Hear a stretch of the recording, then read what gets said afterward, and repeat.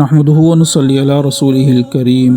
حضرت انس بن مالک رضی اللہ عنہ سے روایت ہے کہ رسول اللہ صلی اللہ علیہ وسلم نے ارشاد فرمایا، اللہ تعالیٰ نے ماں کے رحم پر ایک فرشتہ مقرر فرما رکھا ہے، وہ یہ عرض کرتا رہتا ہے، اے میرے رب اب یہ نطفہ ہے، اے میرے رب اب یہ جمع ہوا خون ہے، اے میرے رب اب یہ گوشت کا لوتھڑا ہے۔ اللہ تعالیٰ کے سب کچھ جاننے کے باوجود فرشتہ اللہ تعالیٰ کو بچے کی مختلف شکلیں بتاتا رہتا ہے۔ پھر جب اللہ تعالیٰ اس کو پیدا کرنا چاہتے ہیں تو فرشتہ پوچھتا ہے، اس کے متعلق کیا لکھوں، لڑکا یا لڑکی، بدبخت یا نیک بخت، روزی کیا ہوگی، عمر کتنی ہوگی؟ چنانچہ ساری تفصیلات اسی وقت لکھ لی جاتی ہیں جب وہ ماں کے پیٹ میں ہوتا ہے۔